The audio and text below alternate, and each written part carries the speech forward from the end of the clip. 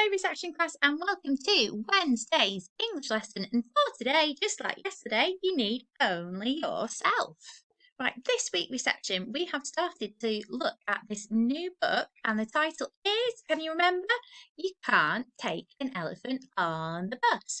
And the author, remember the author is the person who writes the story, is a lady called Patricia Cleveland Peck. And the illustrator, which is the person that draws the beautiful pictures, is David Tasman. So yesterday we read the first part of the story, so we're just going to recap that and then we're going to read right to the end today. So let's get started. You can't take an elephant on the bus, it would simply cause a terrible fuss. Elephants' bottoms are heavy and fat and would certainly squash the seats quite flat.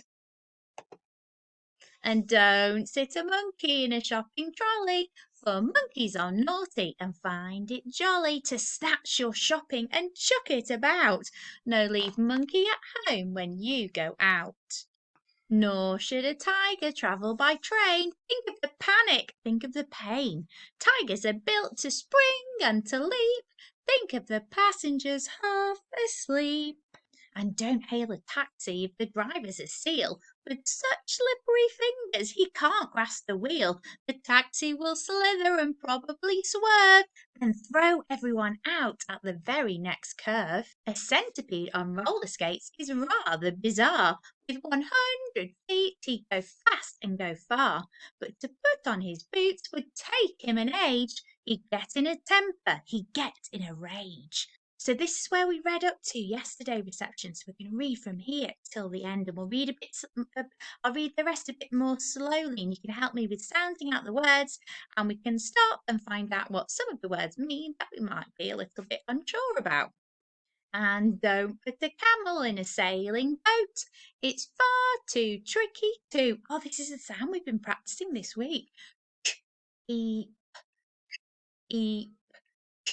Eep, keep. That's right, reception. It's far too tricky to keep afloat his hump and his eat, eat, eat. That's right, feet. His hump and his feet would, I think, capsize the vessel and make it sink,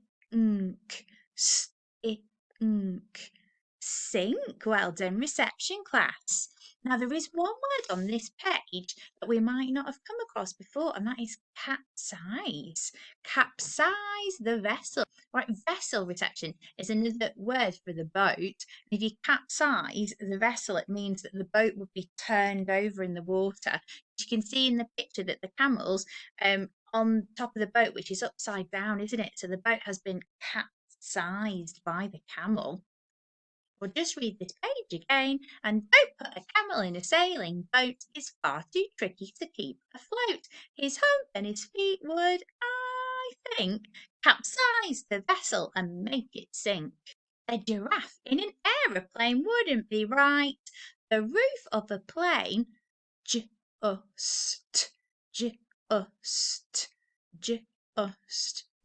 well done, just hasn't the height. With legs and a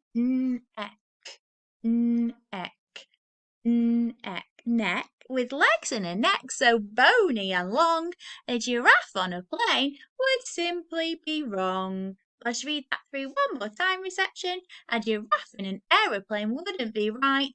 The roof of a plane just hasn't the height. With legs and a neck so bony and long, a giraffe on a plane would simply be wrong. And don't ask a whale to ride a bike. Just imagine what it would be like without a bottom to sit. That's right, sit. Without a bottom to sit on the seat. And how would... Oh, what tricky word is this? This is a tricky word that we were learning before half term.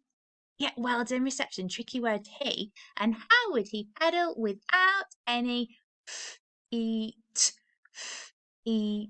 That's right, feet. Well done. I'll just read that page one more time. And don't ask a whale to ride a bike. Just imagine what it would be like without a bottom to sit on the seat. And how would he pedal without any feet? A pig on a skateboard? Another mistake. He'd be too heavy, it would probably break. Or is, his or his trotters would totter, unable to grip, grip, grip. Well done. And up and over the skateboard would all it, all it. Well, then I'll read that again. A pig on a skateboard. Another mistake. He'd be too heavy. It would probably break. Or his trotters would totter, unable to grip. And up and over the skateboard would flip. And I wouldn't put a hippo in a hot, hot. And I wouldn't put a hippo in a hot air balloon. The basket's too small. There wouldn't be room. And if it did, and if it did fly with Hippo's great weight, it would come crashing down in a terrible state. I'll just read that page again. And I wouldn't put Hippo in a hot air balloon. The basket's too small, there wouldn't be room. And if it did fly with Hippo's great weight, it would come crashing down in a terrible state.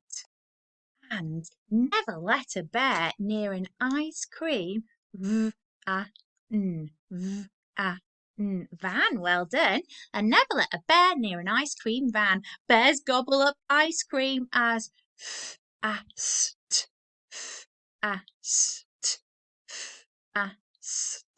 Fast, well done.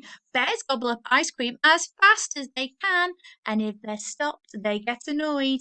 And an angry bear is one best to avoid. Avoid's a word we might not know reception. If you avoid something, then you try and stay away from it. So let me just read that page through again. And never let a bear near an ice cream van. Bears gobble up ice cream as fast as they can, and if they're stopped, they get annoyed, and an angry bear is one best to avoid. Then how can we travel? The animals shout. How can we animals get carried about? What's the best vehicle? We haven't a clue. Well, I've got an idea. There's one word we might not know on this page, which is a vehicle. A vehicle is a kind of transport, a mode of transport like a car or a van or a lorry. They're all kinds of transport. I wonder what the idea is, reception. Let's find out. Yes, animals on roller coasters are good for a laugh. There's room for everyone, even giraffe. So it's goodbye to skateboards, balloons and that bus. For now we have a conveyance that suits all of us. And conveyance is a big word. A conveyance is a way of moving something. So the roller coaster is moving all of the animals. And that is the end of our story, reception. And that's the end of our lesson today. I hope you enjoyed it. Bye for now, reception.